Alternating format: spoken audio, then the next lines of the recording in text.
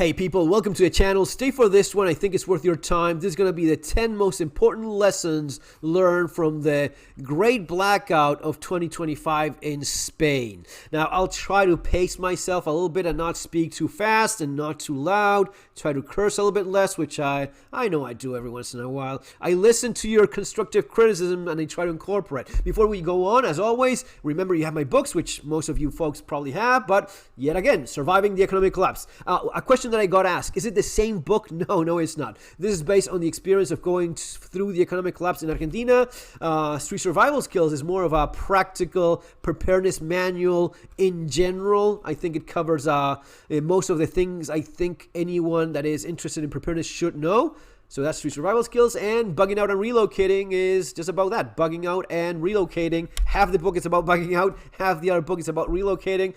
And these are things that I've actually done myself when going through that. And I will say, at least for me, it did work very well. So yeah, there we go. So the first thing that I think everyone learned with what happened in Spain is these things can happen, right? You're not beyond that. These are things that can happen to anyone, no matter where you are. If it happened in Spain, it can happen anywhere else. The reasons why this happened, well, a bunch of excuses. I don't believe half of them. Now they're blaming the renewable energy, the solar panels and the wind and whatnot. That's the thing that's being blamed right now. Like, yeah, there was way too much solar. And how is it that exactly that works? What was it, like a cloudy day in Spain? Well, actually, no, it was not. So I repeat the same thing I've said before. I think they're coming up with excuses, and I get it. I would do the exact same thing. If I am in charge of a country that has been attacked, targeted by a cyber attack, I won't make things even worse for myself and give more points to whoever attacked me by spreading panic. I will just, let it go, and not have people scared about this happening again. I would try to make sure I know what happened and make sure it doesn't happen again anytime soon, but I'm not going to make this about panicking and scaring the population by attack from a foreign nation, all right? I completely see it. But first of all, number one, these things can happen. Shit happens no matter where you are. And as I say here in the channel all the time, you have to prepare for things that are inevitable. Time passing, growing old, sicknesses and diseases and life and family stuff and work stuff, money stuff, all things that everyone goes through at one time or another. These are the things you prepare for first. The things that are inevitable because it's a part of life. Then you prepare for things that are likely to happen. A car crash, accidents, things that could happen on the streets, incidents of any kind, getting attacked, getting mugged. It will depend a lot on where you are. Crime being something you need to prepare for is certainly more on the first category of inevitable in places like Argentina and other dangerous parts of the world where crime is a bit more prevalent, especially violent crime. In other parts, if you live in Switzerland, it's probably something that is a lot less likely to get attacked by a bunch of armed criminals, right? Could still happen, yes, of course. Not as likely, though. And last, finally, the third group here would be the things that are very unlikely to happen but could still occur. Could you ever see a nationwide blackout? Yeah, sure. Likely more of a localized thing, in the entire state or half of the state going dark for whatever reason because of a big storm. What happened in Texas with that very, that big freeze that made things very difficult for so many people in Texas. One of these climatic events that could happen. All right, so these are all the things you prepare for. Number two, we learned the things that do not work. A lot of people confuse things in terms of preparedness. They think that bushcrafting and wilderness survival and this and that is all the same thing. Look, I have nothing at all against wilderness survival skill, surviving in nature, making my own knife with a piece of rock. What was it, like flint nipping? Is it? Anyway, that's all nice. That's all great. But there's a movie, Tommy Lee Jones, Benicio del Toro, The Hunted, is it? And in the final confrontation, I think that Tommy Lee Jones makes his own knife out of a rock. Dude, don't you have a pocket knife? Don't you have a freaking gun with you?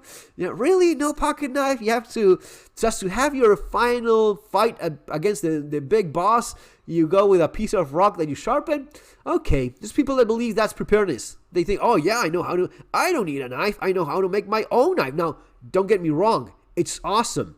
If you know how to nipping rock, anyway, how to make arrowheads with a piece of, yes, that's all great. It is usually not the most crucial preparedness skill, the preparedness ability that I would be focusing on. I think it's very nice, but I don't see myself using it ever in any realistic preparedness, survival situation or emergency of any kind.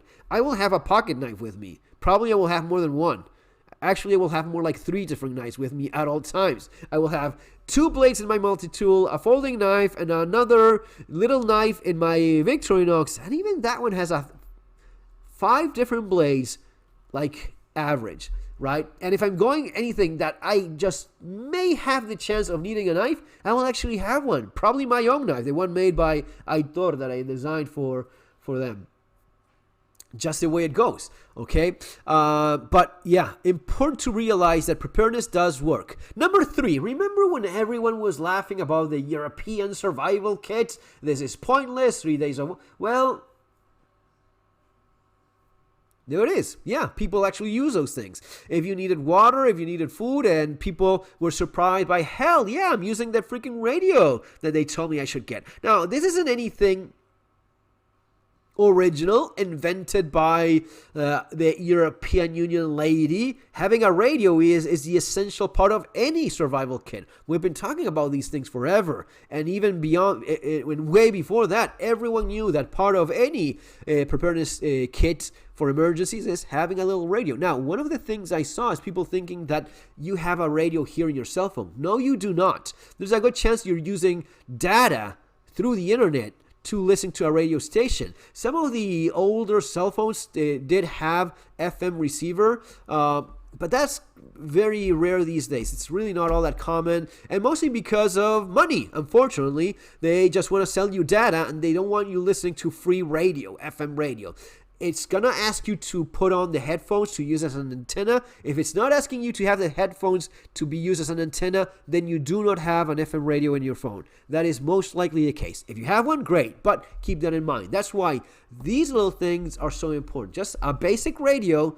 This one is actually a nice one. There's an XH Data, very nice radio. And yeah, this is how you listen to news when everything else fails.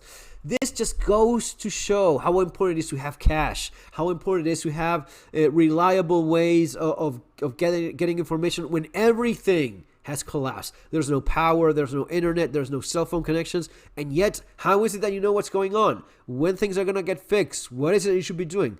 Radio. Big thing there. Having batteries, flashlights, battery banks, the solar generator, like the all powers one that you see over there. That thing is awesome. I've actually used it several times already, and it's surprising how awesome it is, how good it is. If you have the solar panel, you will have the links for the all powers there below in the description, along with some more stuff. The all powers, at least for me, is a must-have. All powers is very good. I had the EcoFlow, which I paid with my own money. The EcoFlow, that was not sent for reviewing.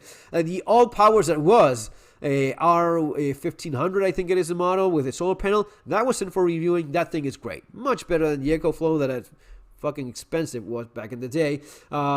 These things are quite good. Buy them while you still can. Pretty sure it's mostly stuff made in China. So yeah, get your all power station as soon as possible, along with a solar panel. Definitely one of the most useful things you can have during a blackout, especially with a solar panel, so as to recharge it. You don't have to worry about gas. You don't have to worry about a loud generator that everyone knows, and the sound it makes, and yeah, definitely not.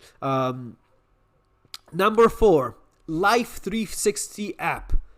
One of the things that I don't think I've ever even mentioned it, Life 360, that's an app that I have for my phone, and everyone in my family has it. We all have that app. there's probably a ton of other apps that are the same thing, but Life 360 allows you to see where everyone is in a map.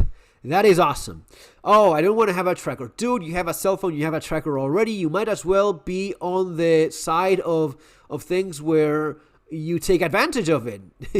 You're not going to hide yourself if you have a cell phone. Everyone knows where you are. You might as well know where your family is, your loved ones are. So I use that. We all use that in my family, and it is great. It is maybe the thing I use the most in my cell phone, really, in terms of, that is an actual powerful tool, knowing exactly where everyone is. If my oldest son is traveling, I know in what country he is. If he's in a train, if he's in a museum, in a hotel, wherever, you just know where everyone is. If my wife is coming back home from school, from picking up the kids, if she's in the car, you actually see the speed in which they are. It is live telling you where everyone is. It is definitely something you should have. Number 5, food and water. To the surprise of absolutely no one, have more water. 3 days of water, that's a little bit too little. I would go with a week worth of water, a gallon per person per day. But yeah, people realize how important it was to have water and food. A lot of people running to the stores to buy these things.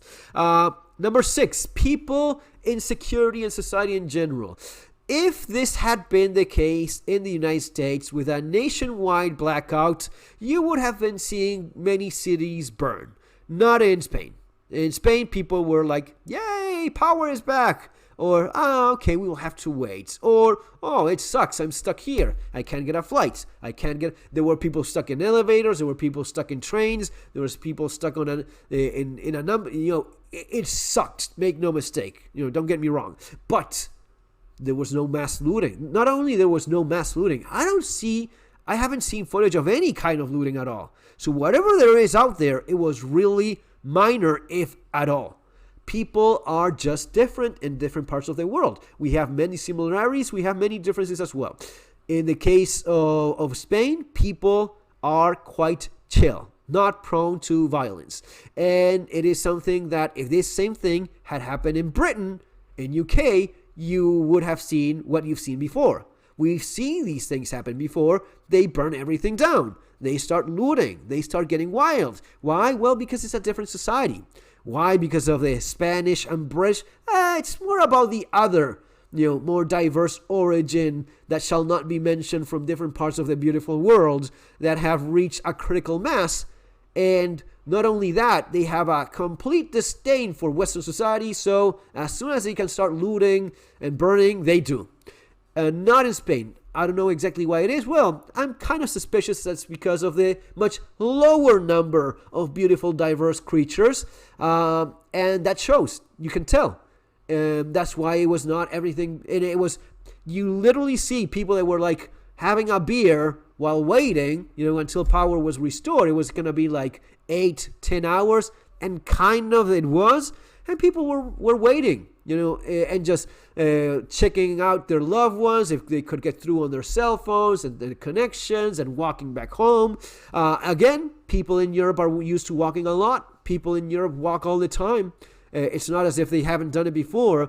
The way in which the cities and the connections, and yes, a lot of people were stranded because of planes, trains, and all of that stuff that they rely on a lot, but not the kind of widespread social unrest that you would have seen in other parts of the world. All right, that was number 6. Number 7, where it is that you choose to strategically live. Are you living in a building? Do you take an elevator? What happens if you get trapped in that elevator? What happens with living in an apartment building to begin with? I don't like it. I think it kind of sucks. I much rather be in a house, right? And being in a house has several advantages. So we're talking about where you, and again, there were people stuck in trains, 30,000 people stuck in trains all over Spain and Portugal, right?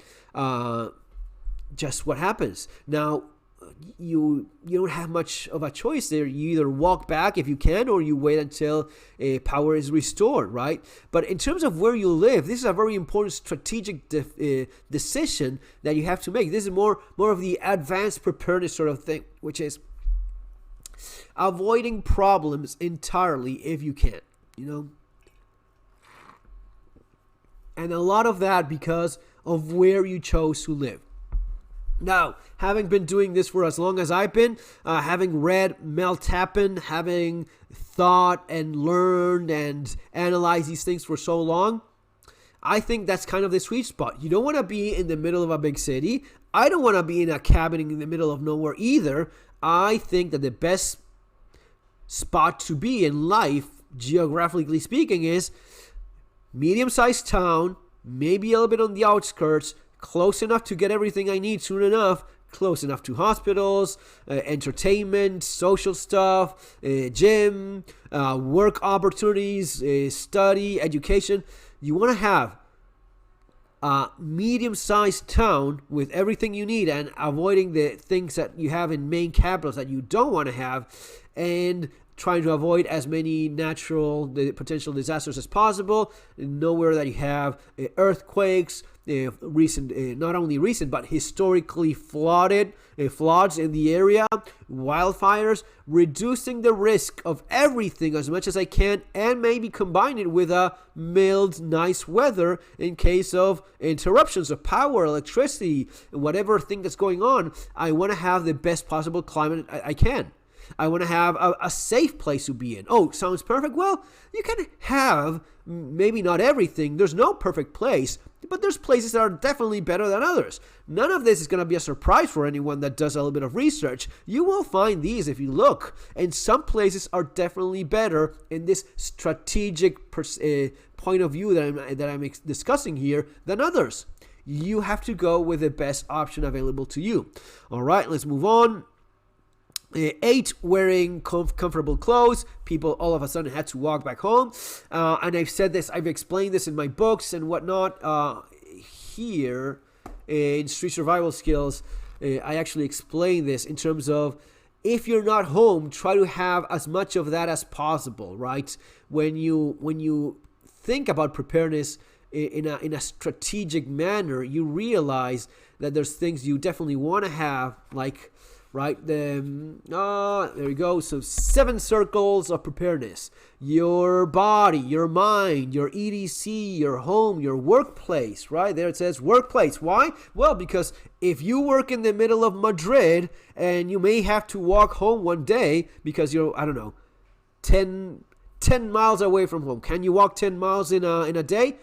You definitely can. It is much better if you do it with comfortable clothes. Oh, but I wear a suit all day long. Okay, I will have a little get home bag with some comfortable clothes, some comfortable shoes, a little bit of water, a little bit of extra cash, and a few things more, and that I keep in my workplace or in a locker somewhere, or in the gym, or wherever it is. I can have my little backpack to get back home if I have to. Maybe it's something I keep in my car as well. You probably should have a car kit too. So all of these strategic decisions can really help you when things like these happen. Yeah, a little bit talking too much today, so Mate helping me out here.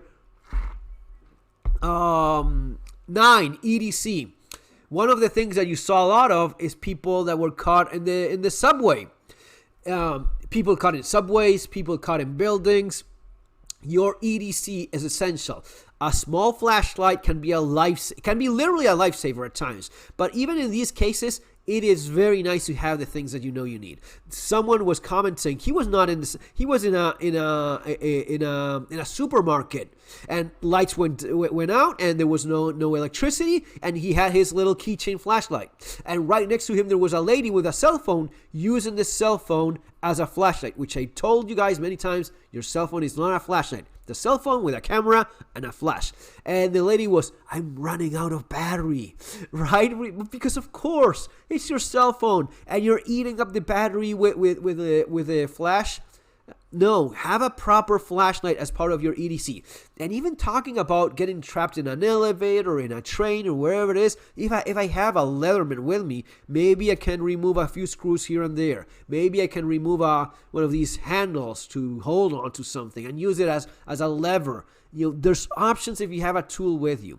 So yeah, 9 would be EDC. 10 would be that all of this worked. So point number 10 is preparedness works. Doing all of these things work. You're going to be in a much better position than if you haven't gone through all of this mental process, all of the understanding how you get ready for different sorts of potential situations, having a basic amount of stuff with you at all times as part of your EDC, as part of your car kit, as part of whatever you keep in your workplace, as a kit that you keep in your house, having plenty of food and water, means of cooking that too, stoves and gas and fuel.